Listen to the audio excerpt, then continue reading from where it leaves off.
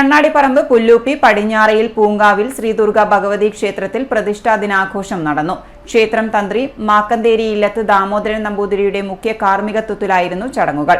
രാവിലെ ഗണപതി ഹോമം, തുടർന്ന് കലശപൂജ, മറ്റ് വിശേഷാൽ പൂജകൾ എന്നിവ നടന്നു. നൂറ്റാണ്ടുകൾ പഴക്കമുള്ള ക്ഷേത്രം കുടുംബാംഗങ്ങളും നാട്ടുകാരും ചേർന്നാണ് പുനരുജ്ജീവിപ്പിച്ചത്. ചടങ്ങിൽ ക്ഷേത്ര കുറ്റിയടി മുതൽ ക്ഷേത്ര നിർമ്മാണം പൂർത്തീകരിക്കുന്നതുവരെ പ്രയത്നിച്ച അനിൽകുമാറിനെ ക്ഷേത്ര കമ്മിറ്റി പൊന്നാട നൽകി ആദരിച്ചു.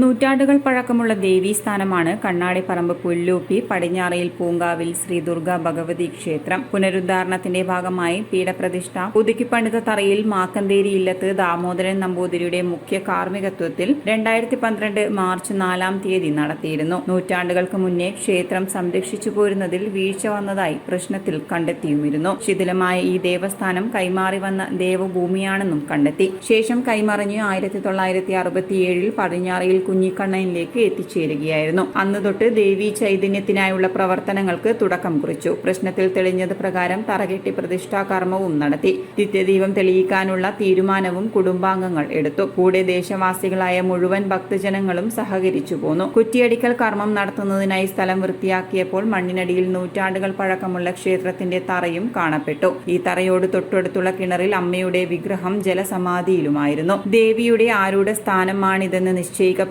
തുടർന്ന് പുനഃപ്രതിഷ്ഠ നടത്തി പരിപാലിക്കപ്പെടുകയുമായിരുന്നു. ദൈനംദിന സന്ധ്യാദീപം, സംക്രമ ദിവസങ്ങളിൽ നിവേദ്യം, ഓണം, വിഷു, കാർത്തിക, ദശമി തുടങ്ങിയ വിശേഷ ദിവസങ്ങളിലെ പ്രാർത്ഥനാ നിവേദ്യം, മറ്റെല്ലാ കർമ്മങ്ങളും ക്ഷേത്രത്തിൽ നടത്തിവന്നു. വൃശ്ചിക മാസത്തിലെ കാർത്തിക നക്ഷത്രത്തിൽ ക്ഷേത്ര സന്നിധിയിൽ വച്ചുണ്ടാക്കുന്ന പായസ നിവേദ്യം അമ്മയുടെ പ്രധാന വഴിപാടുമാണ്.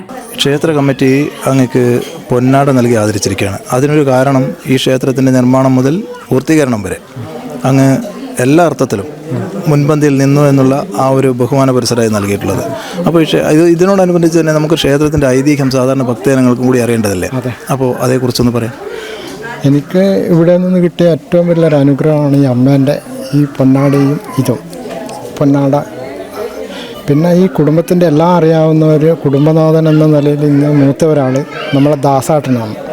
ഇപ്പോൾ പണ്ട് കാലങ്ങൾ പറഞ്ഞു വരുന്നതെന്ന് പറഞ്ഞാൽ ഇവിടെ ഈ നമ്മുടെ ഓർമ്മയിൽ ഇവിടെ ഒരു മണ്ണിൻ്റെ പരമ്പ് മാത്രം ഇട്ടിട്ട് നടുക്ക് ആ ക്ഷേത്രം മറച്ചിട്ട കല്ലും അതിൻ്റെ പീഠപ്രതിഷ്ഠ നടത്തിയ കരിങ്കല്ലെല്ലാം മറച്ചിട്ടിട്ടാണ് ഉള്ളത്. അപ്പോൾ അന്നേരം പറഞ്ഞാൽ മറ്റുള്ള ആൾക്കാരൊന്നും ഇതിനുള്ളിൽ പ്രവേശിക്കുകയില്ല. പ്രത്യേകിച്ച് സ്ത്രീകൾക്ക് പ്രവേശനം ഇല്ല. പ്രവേശനം ഇല്ല എന്ന് പറയുന്നത് വെച്ചാൽ അന്ന് ഇതായിട്ടുള്ളതാണ്. അപ്പോൾ കാടായി എന്ന് പറഞ്ഞൊരു ഇതാണ്. കാട് എന്ന് പറഞ്ഞാൽ എല്ലാം 2-3 മരം, ഒരു ചെമ്പകം, ഒരു മുരിക്ക്, പിന്നെ ഒരു കുറുമരം, അങ്ങനെ ഒരു 3 മരം അങ്ങനെ ഇതിൻ്റെ ഉള്ളിലുണ്ട്. അത് ഈ രീതിയിലാകുമ്പോഴത്തേക്ക് പിന്നെ സ്വർണ്ണ പ്രശ്നത്തിലൂടെയാണ് ഇത് കണ്ടത്. അതെ, കണ്ടെത്തിയത് അങ്ങനെയാണ്, സ്വർണ്ണ പ്രശ്നത്തിലൂടെ കണ്ടെത്തി. അപ്പോൾ നമ്മളെ എല്ലാവരും കൂടി ധാരണ എന്ന് പറഞ്ഞാൽ ഇത് ഒഴിവാക്കാൻ പറ്റുമോ എന്നുള്ളൊരു ധാരണയിലാണ് നമ്മൾ ആദ്യം കൂട്ടായ്മയിൽ തീരുമാനിക്കുക. വെച്ചാൽ ഇവരെ ഇവിടുന്ന് കല്യാണം കഴിച്ചു കൊണ്ടുപോയ പെൺകുട്ടികൾക്കെല്ലാം എന്തെല്ലോ അനർത്ഥങ്ങൾ വന്നതിന് ശേഷം ഇവർ പ്രശ്ന ചിന്ത വെച്ചു.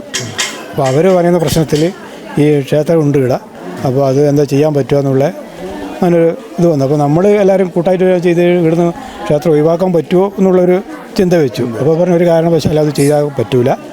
ഇവിടെ ഈ ക്ഷേത്രത്തിൻ്റെ ആയിട്ട് ബന്ധപ്പെട്ടിട്ട് ഇതിൻ്റെ മണിക്കിണറുണ്ട്, ആ കിണറിൽ വിഗ്രഹങ്ങളുണ്ട്, അങ്ങനെയെല്ലാം പരിധി എടുത്താൽ നിങ്ങൾക്ക് കിട്ടുമെന്ന് പറഞ്ഞു. അങ്ങനെയാണ് പിന്നെ നമ്മൾ ഇതിൻ്റെ പുരോഗമന പ്രവർത്തനം മുന്നോട്ട് കൊണ്ടുപോകുമെന്ന് പറഞ്ഞാൽ പിന്നെ പ്രശ്ന ചിന്ത വെച്ച് താമര പ്രശ്നം വെച്ചു. അത് കഴിഞ്ഞതിന് ശേഷം ക്ഷോർണ പ്രശ്നം വെച്ചു. അപ്പോൾ അതിലൊന്നൊരു ആശാരിനെ ഒരു വിശ്വകർമാവിനെ നമ്മൾ ഒരു പ്രശ്ന മുഖാന്തരം കണ്ടെത്തി. ചേലാറോ ലക്ഷണം എന്ന് പറഞ്ഞാൽ ഒരാളെ കണ്ടെത്തിയതിന് ശേഷം നമ്മൾ ഇതിൻ്റെ നിർമ്മാണ പ്രവർത്തനത്തിൽ ആദ്യം തന്നെ മണ്ണ് നീക്കാൻ തുടങ്ങി. അങ്ങനെ മണ്ണ് ഏകദേശം ഒരു 11 ഇന്നത്തെ നിലവിലെ ഗാനത്തിന് താഴെ ഒരു 11 വരിയോളം മണ്ണ് നീക്കിയതിന് ശേഷമാണ് പണ്ടത്തെ ക്ഷേത്രത്തിൻ്റെ അവശിഷ്ടങ്ങളല്ല ഇതിൻ്റെ പാതകം കണ്ടെത്തിയത്. അപ്പോൾ അവിടുന്ന് വെച്ച് അളവെല്ലാം വെച്ചിട്ടാണ് ക്ഷേത്രത്തിൻ്റെ പണി തുടങ്ങുന്നത്. ക്ഷേത്രത്തിൻ്റെ പണി തുടങ്ങിയതിന് ശേഷം എന്ന് പറഞ്ഞാൽ നമ്മൾ ഒരു തടസ്സമില്ലാണ്ട് ഈ ഇളമഞ്ചക്ക തറ വരെ എത്താൻ വേണ്ടി സാധിച്ചു എന്ന് പറഞ്ഞാൽ അതിന് നമ്മൾ 3-4 ആൾ അതിന് സൗരാത്രം മെനക്കെട്ട് നമ്മൾ കുടുംബം ഇതിനെ സജീവമായിട്ട് പ്രവർത്തിച്ച് അവരെ മുന്നിൽ നിന്ന് മാത്രമേ ഉള്ളൂ. ബാക്കി എല്ലാവരുടെയും കൂട്ടമായ പ്രവർത്തനമാണ് ഇതിൻ്റെ വിജയത്തിന് കാരണം. എന്നാൽ ഇന്ന് എനിക്ക് ഇവിടുന്ന് ഈ അമ്മയുടെ അനുഗ്രഹം കൊണ്ട് ഇങ്ങനെ പൊന്നാട ഉണ്ടായിരുന്നു.